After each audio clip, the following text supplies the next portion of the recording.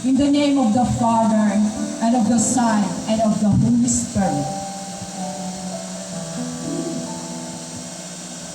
Loving and merciful God, Creator of heaven and earth, the owner of our lives, we are here, acknowledging your presence, because we know that we are nothing without you.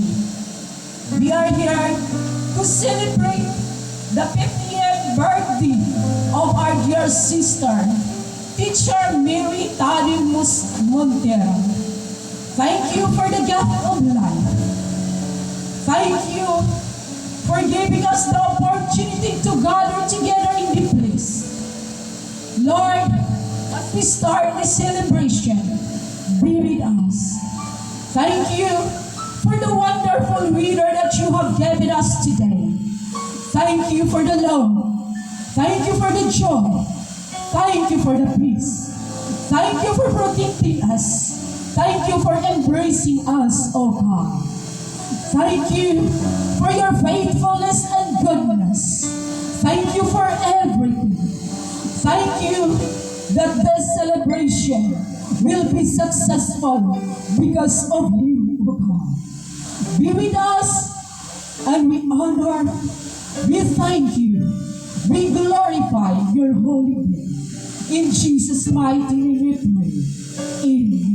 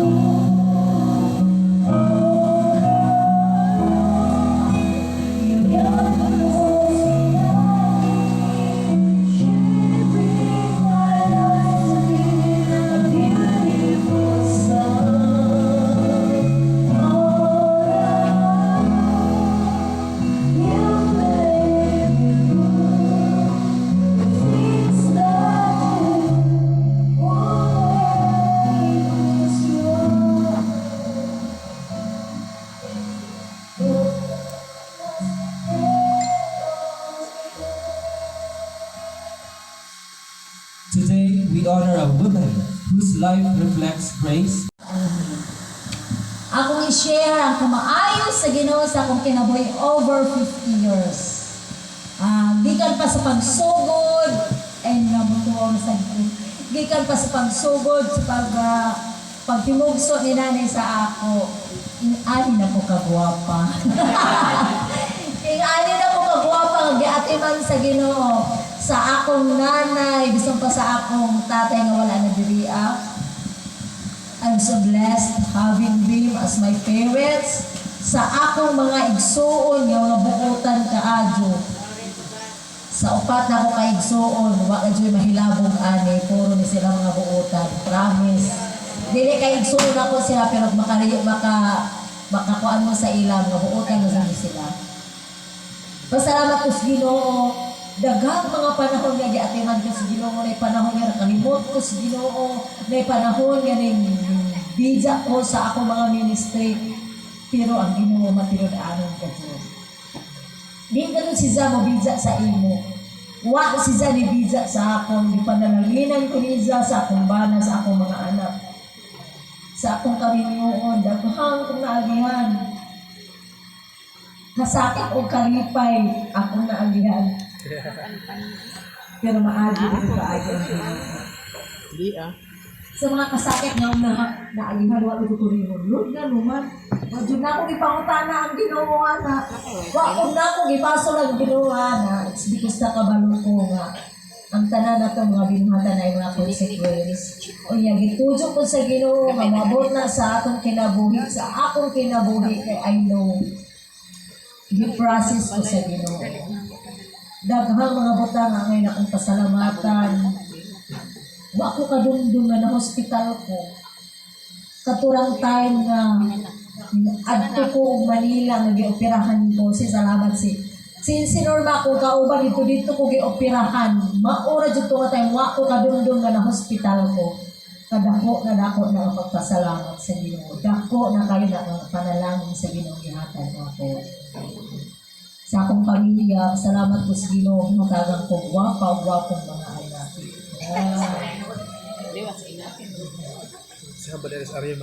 Sa tanan yung gibuhat sa Ginoo nako. Ako mapasalamaton.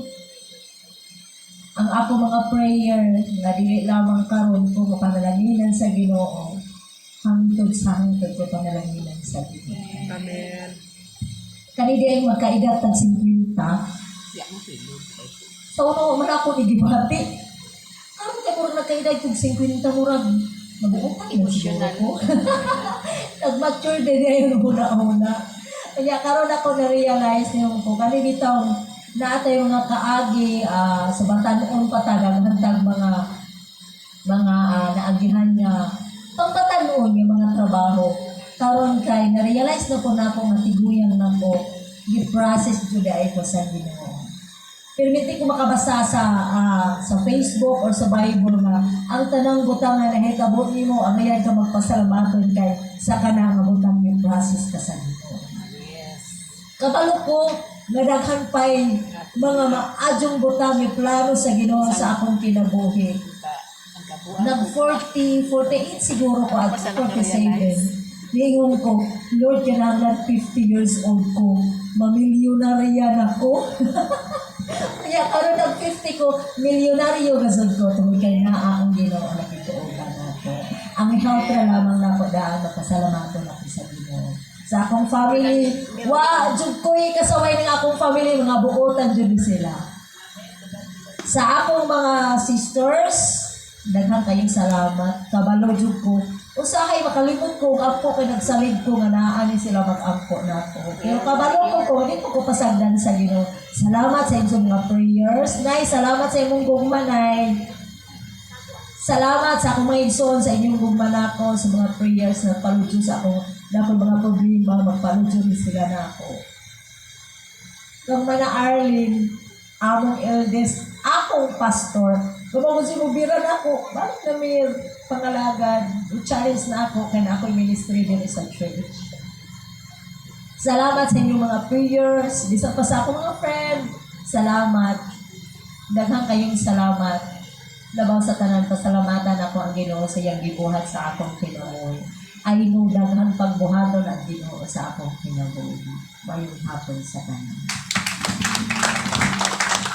Mahalo mo kalangit mo, Diyos, malabing ka makahanan.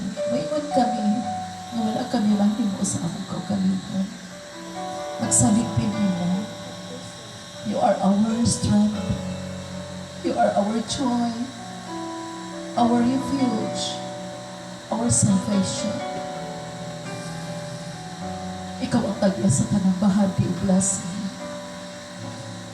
Wala kami mahimo na tao, kami hubo. Natao kami sa taguangkan sa among ginikanan na walay dala. Kapag kung unsa man ang naabot ni Mary, nabistihan siya, nakapuyo siya balay. Doon na siya sakyanan, doon na siya edukasyon, doon na siya trabaho, doon na siya pagkaon, doon na siya pamilya, kinintanan. Kikat kanina. Salamat sa imong pagpanalangin kami. Salamat sa imong grasya. Salamat sa imong mga pagpanalangin kaniya. Mga idolo mo na sa panahon nga doon na siya yamok mo kanimo. Ikaw ang Diyos na naminaw kaniya.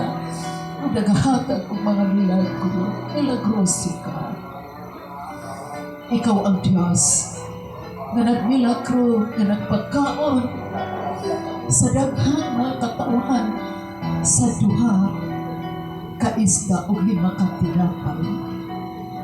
Ikaw usap ang Diyos na provider ni Mary uban sa iyang pamilya.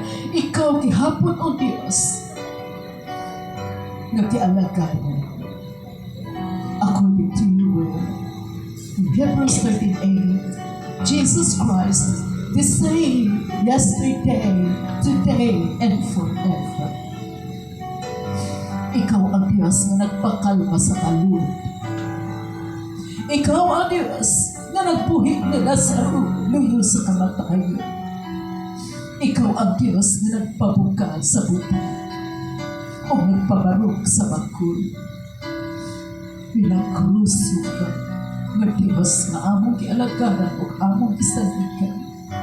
Salamat sa mga milagro nga imong ipakita sa kinabuhi ni Mary. Salamat sa iyang relasyon dihang kanimo. Salamat sa iyang pamilya nga nangalagad sila kanimo. Salamat sa mga blessing, pagtapos na ng Panginoon, protection sa iyang mga biyahe sa iyang trabaho. Salamat sa trabaho. Salamat sa kapikas sa kinabuhi. Salamat sa mga kabataan na ibang ipanalangin kayo. Salamat sa iyong faith na ikaw lang yun ang iyong sabihin. Salamat sa mga higala. Salamat sa lasa sa Panginoon. Father, we trust in you. Umuiwan kami. Doon na pa'y daghang katuigan na i-celebrate ni Sister Mary uban ang maayong lawas o puno sa mga grasyang panalangin sa tanang aspect sa iyang kinabuhi. Ubanis na kanunay, panalipdi sila. Panalipdi lang source of income. Mahimong blessing iyang kinabuhi nato sa mga kabataan ngayang kinatudluan. Uban sa iyang mga kauban ng mga magtutuloy. Buligan mo sila, si Ariel sa mga trabaho, sa mga biyahe, proteksyon ni Adam ni JB, kalampusan sa pag-eskwela, maayong kaumaon, imong ihatag sa mga bata, mga kabataan na muunor o ginikanan, tungod kay ang mga anak na muunor o ginikanan, tula kay promise, long life and blessing.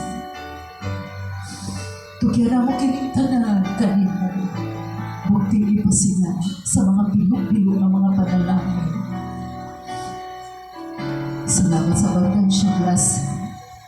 Dili naman pasagdan ang tanangin mo mga kaanakan. Imong panalanginan sa tanan pagkabuhato ni Mary magmalang puso. Tungod kay siya, namita magkanino kanina. Kinimtanan ang itugyan kanino, pasidugan kang pasalamatan.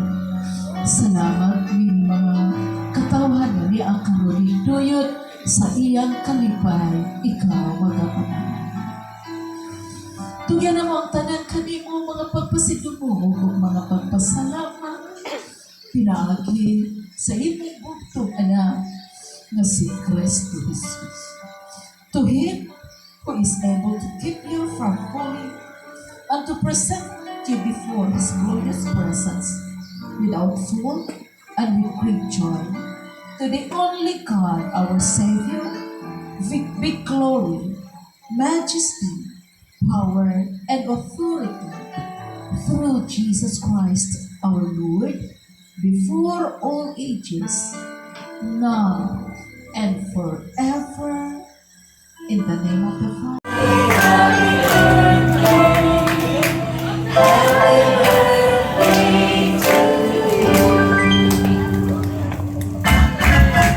Happy birthday to you.